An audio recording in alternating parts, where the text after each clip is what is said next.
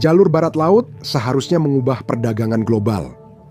Es mulai mencair, tapi mengapa sebagian besar kapal masih enggan melintas? Pada 2025, armada kapal dagang dunia berjumlah hampir 119.000 kapal. Meski terusan Panama dilanda kekeringan dan terusan Suez tetap rawan politik, jalur perdagangan tersembunyi dunia sudah terbuka. Namun pelayaran global tetap menghindarinya. Semua ini menjadi teka-teki Arktik yang ternyata lebih rumit dari dugaan Anda. Es memang menghilang, tapi kini muncul hambatan baru yang lebih berbahaya. Namun sebelum saya membahas itu, Anda harus memahami sesuatu tentang pelayaran global. Pelayaran global tidak dibangun atas dasar keberanian, melainkan atas dasar prediktabilitas. Jalan pintas hanya bermanfaat jika bisa dijadwalkan, diasuransikan, disediakan kru, dan jalurnya tetap terbuka saat kapal tiba.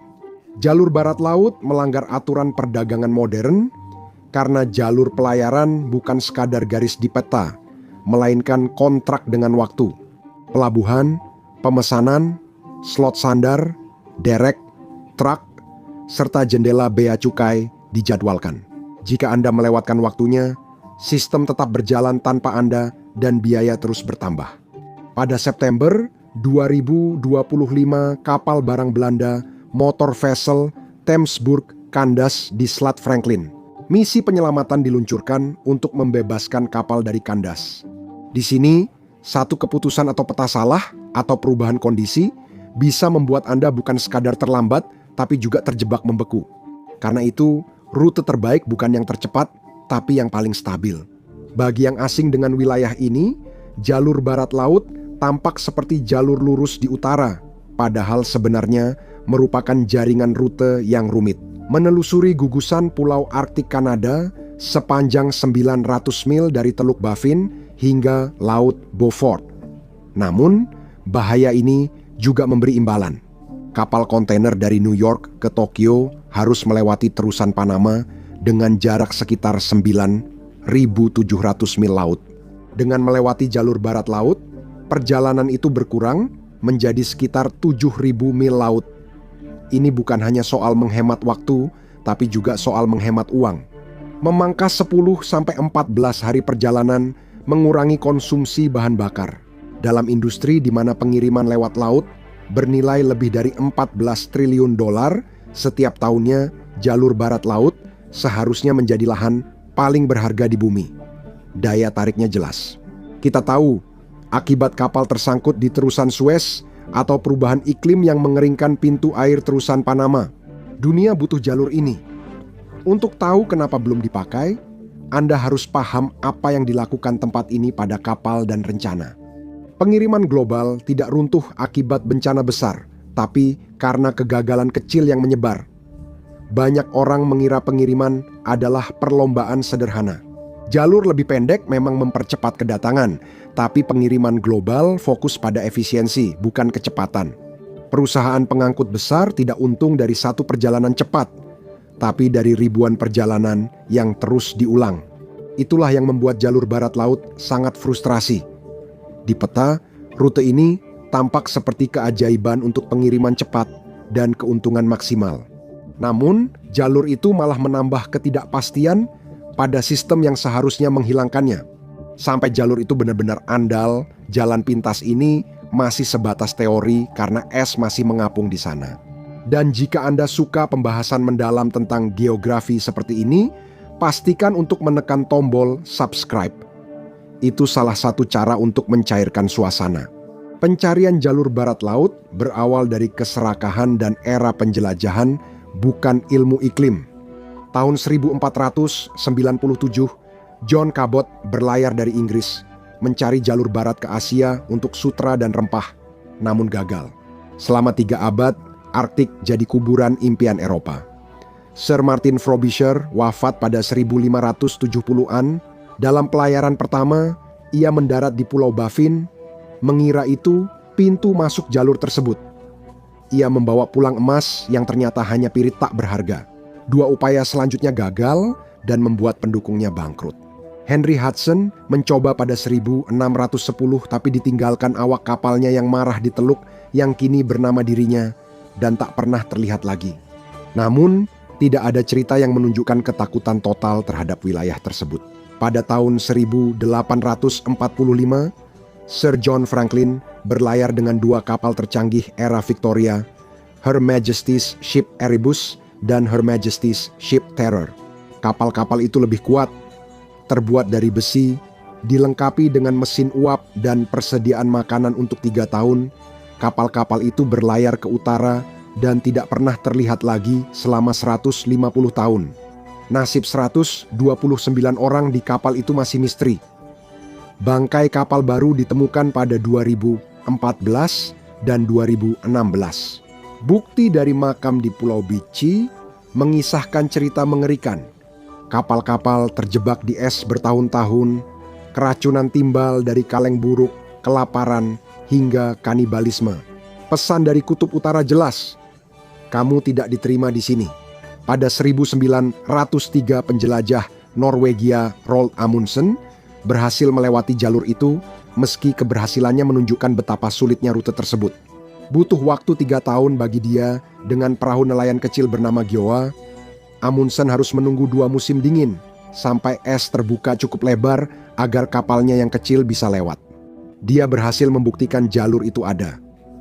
Sepanjang abad ke-20 jalur tersebut hanya dilalui kapal pemecah es dan kapal selam perang dingin. Namun, saat kita memasuki tahun 2020-an dunia mulai menyadari sesuatu, dinding yang tak tertembus itu mulai runtuh. Anda mungkin berpikir bahwa es yang lebih sedikit berarti pelayaran lebih mudah, tapi Anda salah. Di Arktik, es yang lebih sedikit justru bisa lebih buruk karena iklim yang menghangatkan es tua yang sudah bertahun-tahun. Es yang berat dan stabil tidak hanya mencair, tapi juga pecah, berubah dari penghalang yang bisa diprediksi menjadi ladang bahaya yang terus bergerak. Bayangkan jalan membeku menjadi sungai berisi pecahan kaca. Lembaran besar itu hilang. Kini lautan dipenuhi potongan hanyut yang bertabrakan dan terselip di saluran sempit. Itulah sumbat es. Jalurnya kadang terbuka, namun es pecah selebar 10 mil bisa menutupinya keesokan hari. Pada 2023 kapal harus berbalik atau berlindung karena air terbuka hilang dalam jam. Bahkan satelit tak mampu mengatasinya. Es mengapung di air, kabut menutupi pandangan, lalu ada manusia di anjungan kapal. Ini bukan penyeberangan Atlantik autopilot, tapi navigasi intens, pemindaian, dan perhitungan ulang terus-menerus. Tidur terganggu, stres tinggi, dingin memperlambat dan membahayakan tugas. Peralatan melambat karena sensor tertutup es. Kerja di dek berisiko. Kelelahan tidak hanya memperlambat kru, tapi juga membuat mereka terlalu percaya diri di saat-saat terburuk. Itulah mengapa jalur barat laut aneh. Arktik bukan jadi jalan raya, tapi justru berubah jadi kekacauan untuk dilalui. Perusahaan tidak bisa memakai kapal kargo biasa, mereka butuh kapal kelas kutub dengan lambung sangat kuat. Kapal-kapal ini lebih mahal, lebih berat, membawa lebih sedikit kargo, dan membakar lebih banyak bahan bakar saat tidak membelah es. Karena jalur ini sangat terpencil dan berbahaya, perusahaan asuransi seringkali mengenakan biaya lebih tinggi untuk menanggung satu perjalanan hingga 50%, dan itu pun jika mereka setuju untuk menanggungnya sama sekali. Jika dijumlahkan dengan kapal-kapal khusus ini, asuransi yang lebih mahal, dan kecepatan yang lambat, maka penghematan mulai hilang. Jarak lebih pendek, tapi biaya lebih banyak. Jalur ini hanya bisa diakses selama 4 bulan dalam setahun, dari Juli hingga Oktober. Saat itu tetap berisiko, namun jalur Panama dan Suez, meski terlambat tetap lebih andal dan menarik. Disinilah kenyataan lain berperan. Jalur hanya menghemat uang jika dilalui efisien, tapi jalur barat laut sering memaksa kapal berjalan lambat dan terus menyesuaikan diri. Anda tidak hanya memilih jalur, tapi juga meminimalkan bahaya, menciptakan keputusan yang tak ada di jalur biasa. Haruskah Anda memperlambat kapal saat jarak pandang menurun? Apakah Anda berubah arah karena es bergeser? Atau terus maju karena menunggu hanya buang waktu dan bahan bakar? Setiap keputusan di Arktik butuh biaya dan sering diambil dengan informasi terbatas. Inilah sebab jalur ini berbeda dengan jalur pelayaran biasa. Jalur perdagangan biasa rutin, tinggal arahkan kapal dan pergi. Jalur barat laut seperti lintasan rintangan yang risikonya fatal. Meski jaraknya lebih pendek, perjalanan bisa lebih lambat, berisiko dan mahal, bertolak belakang dengan keuntungan pelayaran. Tapi misalkan saja Anda punya kapal yang tepat dan Anda berani mengambil risiko. Anda tetap harus menghadapi kenyataan bahwa tidak ada jaring pengaman sama sekali. Ini salah satu tempat paling terpencil di bumi yang mengubah segalanya. Tak ada pelabuhan laut dalam di sini. Penjaga pantai hanya punya beberapa kapal pemecah es tua untuk jutaan mil persegi, meski dibangun untuk kapal kontainer 1.300 kaki. Jika terjadi sesuatu, Anda tidak menelepon pelabuhan terdekat, tapi meminta bantuan yang mungkin baru datang beberapa hari kemudian. Jika mesin Anda mati di sini, bantuan akan datang dalam 72 jam jika cuaca memungkinkan. Kita sudah lihat betapa cepat situasi memburuk. Tahun 2018 kapal pesiar akademik IOV kandas, penyelamatan lambat karena tak ada respons cepat. Di tempat sepi seperti ini, pelayaran modern butuh dermaga dan ekosistem lengkap. Peta, jurumudi, kapal tunda, bahan bakar, derek, penyimpanan, kru, suku cadang. Jalur barat laut tidak hanya kekurangan salah satu dari bagian-bagian ini, tapi kekurangan sebagian besar di antaranya di rute-rute utama. Gangguan itu mahal, tapi masih bisa diatasi. Kapal bisa mengalihkan rute, mengisi bahan bakar di tempat lain, mengganti kru, menurunkan kargo. Sistemnya masih bisa menahan dampaknya. Sistem di sini hampir tak ada. Masalah kecil bisa membesar. Pompa rusak jadi penundaan lama. Ramalan cuaca bisa menjeratmu. Menunggu es bergerak. Membangun infrastruktur sangat sulit karena tanah beku abadi, suhu ekstrem, waktu konstruksi singkat, dan jalur pasokan rapuh. Di banyak tempat, pelabuhan berkembang seiring ekonomi, sedangkan di Arktik, pelabuhan harus membangun ekonomi sendiri dan menghadapi lingkungan ekstrim. Itulah sebabnya jalur ini masih belum menjadi jalan raya, melainkan hanya jalur transit berisiko tinggi. Kecelakaan juga berdampak lebih parah. Di perairan hangat, tumpahan masih bisa ditangani. Namun di laut beku, pembersihan lebih lambat, sulit, bahkan kadang mustahil. Risikonya tak hanya kerusakan, tapi juga jadi berita utama, tuntutan hukum, tekanan politik, dan sorotan. Dan sebagian besar perusahaan pelayaran tidak ingin menjadi perusahaan yang menumpahkan bahan bakar ke salah satu lingkungan paling rapuh di bumi. Hanya karena mereka mencoba mengambil jalan pintas. Jadi, inti pertempuran bukan sekadar soal es, tapi apakah kamu bisa membangun ekosistem di sini. Kurangnya bantuan yang memadai adalah alasan mengapa jalur laut utara Rusia saat ini memiliki lalu lintas yang jauh lebih banyak. Rusia menghabiskan puluhan miliar untuk kapal pemecah es nuklir dan pelabuhan di Arktik.